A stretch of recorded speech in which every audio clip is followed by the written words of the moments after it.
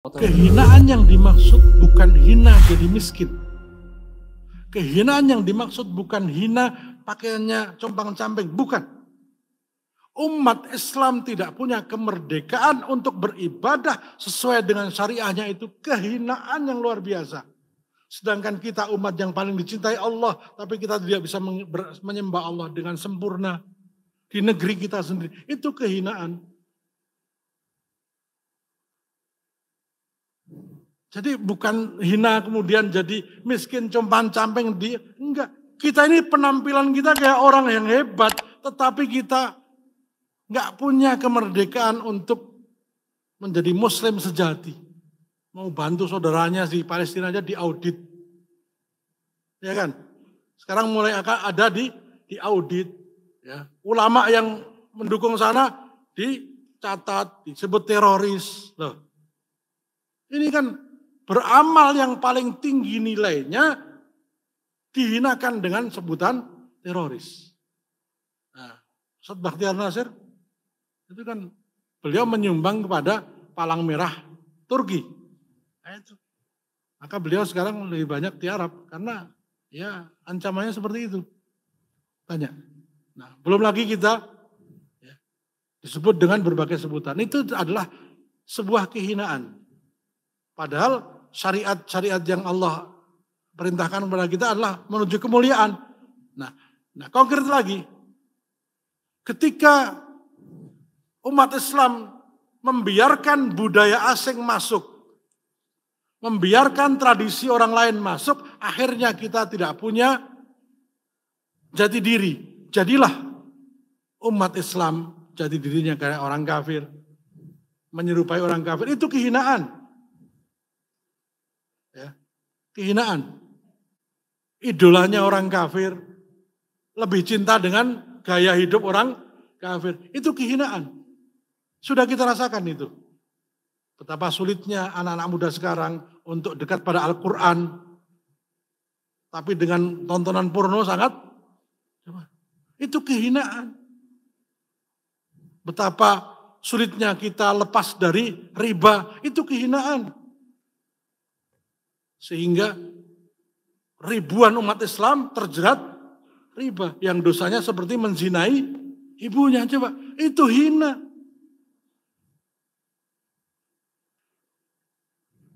$180 juta umat Islam diwajibkan untuk membayar pajak. Itu hina. Karena Nabi bersabda, para pemungut pajak itu dosa yang paling besar. Tapi karena negeri ini menggunakan sistem ekonomi kapitalis, sehingga pajak menjadi sumber, kita malah wajib kalau tidak membayar pajak kita dihukum. Padahal orang Muslim yang memungut pajak kepada saudara Muslim dosa besar. Sabda Nabi, riwayahul Muslim. Dosanya lebih besar daripada berzina. Saya ulangi, orang Muslim yang memungut pajak dari sama Muslim dan tidak berdasarkan syariat Islam, dosanya lebih besar dibandingkan zina. Hadis riwayat Muslim. Apa bukan kehinaan sekarang? Pajak itu boleh dipungut manakala Baitul Mal kosong. Yang kedua, penguasanya menerapkan syariat Islam. Itu. Sementara kita hari ini ya, pajaknya double. Bayar listrik pajak, beli pulsa pajak, ke Indomaret pajak, Alfamart pajak, apalagi? Transfer pajak, semua dipajekin. 10% lagi kan, sekarang naik 11%-nya. 11%. Dan dari pajak itu tidak ada pengembalian. Seharusnya dari pajak itu kesehatan kita dijamin, ternyata untuk dijamin kesehatan bayar lagi BPJS. Ini penghinaan kepada kaum muslimin ini. Ya. Di negara-negara barat itu bayar pajak, kemudian kesejahteraan dijamin. Kita, saya mengalami beberapa teman, dia nggak punya izin tinggal, visanya sudah telat, sakit, itu nggak ditanya visa, sudah. Rumah sakit harus menerima dan mengobati. Urusan pembayaran belakangan. Kita, warga negara nggak punya BPJS, sudah sekarat, suruh balik lagi coba. Ya. Ini kan kehinaan sebagai muslim. Padahal Islam punya konsep yang sangat bagus mengatur itu. Namanya takaful. Barang siapa yang menolong saudaranya, Allah akan menolongnya. Jadi nggak ada kemudian pengen saya bayar ini supaya takaful. Nah, karena tidak suka dengan sistem Islam, seharusnya BPJS itu tinggal diganti akadnya menjadi takaful, maka halal, 100% halal. Tetapi karena prinsipnya adalah asuransi konvensional, hukum asal BPJS itu haram. Namun karena yang membuat aturan ini adalah pemerintah, kita tidak bisa menghindar, maka terpaksa umat Islam juga ikut menggunakan. Jadi saya tidak katakan antum berdosa, tidak. Ya. Yang salah yang bikin aturan. Itu. Ini kehinaan 180 juta umat Islam, konsep asuransinya ribawi. Coba. Apa enggak sebuah kehinaan? Bagaimana mau berdoa, ya Allah sembuhkanlah penyakitku, sementara ininya riba. Maka alasan itu saya sampai hari ini tidak pakai BPJS. Saya, tapi tidak untuk bapak-bapak. Silakan bapak-bapak, saya tidak melarang. Ya. Karena yang salah bukan kita, yang salah adalah regulatornya. Seharusnya dengan besaran yang sama, sebulan 50.000, ganti akadnya. Akadnya gini, kalau saya sakit mudah-mudahan teman-teman ikhlas membantu saya dengan iuran itu. Tapi kalau saya nggak sakit, saya ikhlaskan sebagai infak. Halal nggak? Halal, sudah sama keluarnya 50.000, halal. Dan saya lebih baik infak daripada sakit. Mau Bapak yang bagian dapat tapi sakit? Nah. Jadi, nggak sakit dapat pahala karena infak, sakit dapat bantuan. Cuma gitu aja. Duitnya sama, konsepnya sama, cuma akadnya yang dirubah. Tetapi karena negeri ini tidak dipimpin orang yang cinta syariah, hanya ngerubah akad saja nggak mau. Coba. Dan 180 juta umat tidak ngomong. Coba. Ini kehinaan bukan? Kehinaan. Terpaksa lagi. Akhirnya kita hidup dalam darurat. Sampai mati darurat terus. Ya. Asuransinya darurat. Kreditnya darurat. Apalagi. Semuanya serba darurat. Sementara kita mayoritas. Nah, pemerintahnya. Ya. Pemerintahnya darurat. Ya. Nah, jadi kalau darurat itu ya segera dihilangkan, ya, diganti. Ya. Nah, itu kehinaan, Pak. Jadi kehinaan itu bukan tampilan kita yang compang-camping. Tampilan kita ini gagah, tetapi jiwa kita lemah.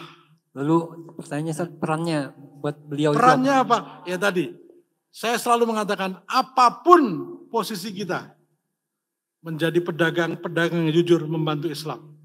Menjadi polisi yang jujur membantu Islam. Karena itulah wajah Islam. Menjadi kepala rumah tangga, kepala rumah tangga yang baik, itulah kontribusi kita. Karena ketika umat Islam itu baik, baiklah negeri ini. Itu kontribusi. Itu kontribusi minimal ya. Nah yang selanjutnya, kalau bisa dengan harta kita, dengan ilmu kita, dengan tenaga kita, apapun itu bentuknya. Bisa bantu masjid, bantu pesantren, bantu anak miskin, bantu ekonomi umat. Contoh yang lain, nyimpen duit di bank syariah. Contoh yang lain, berobat ke rumah sakit yang Islam. Nah gitu.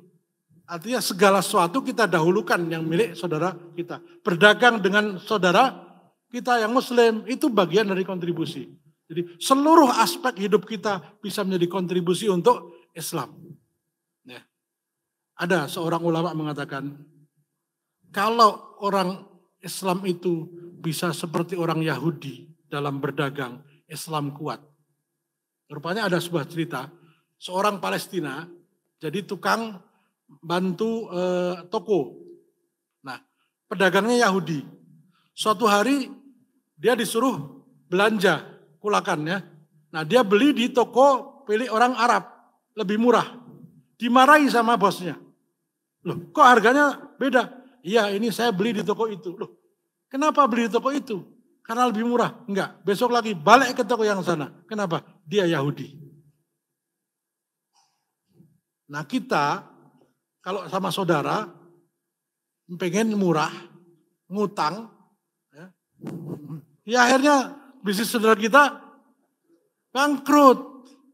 Justru kalau sama saudara, ini berapa Pak? 100, mbok 150. Nah gitu. Pasti langsung deal, insya Allah. Nah, itu bukti wala. Maka kalau kita bisa bersikap begitu sama saudara kita, ya, kita nggak pernah kan nawar di Indomaret. Tapi ketika ada orang yang jualan di depan Indomaret, kita tawar. Mbah-mbah itu kita, ya, yang hanya untuk makan, kalau bisa jangan ditawar. Ya, itu. Itu juga kontribusi untuk Islam. Jadi apapun kebaikan yang kita lakukan adalah kontribusi untuk Islam.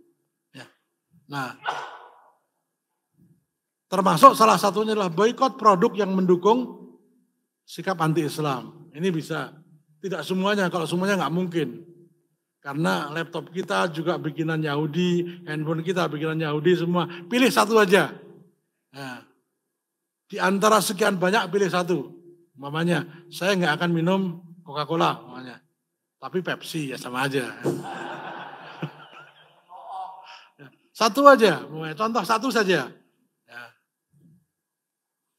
Kalau semua sulit, tapi minimal ada satu saja produk yang saya nggak pakai. Kalau kemarin tuh Mustika Ratu, ya sudah. Kalau bapak-bapak jangan pakai Mustika Ratu. Ya. Ya.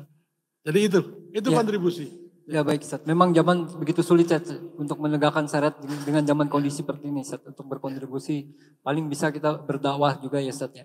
Baik Ustaz, dengan berbagai macam kehinaan-kehinaan tersebut Ustaz, terkait dengan khilafah itu sendiri Ustaz, apa yang lebih dulu Ustaz? Dibentuk khilafah itu sendiri atau membangun umat supaya membentuk khilafah Ustaz? Apa yang lebih dulu Ustaz?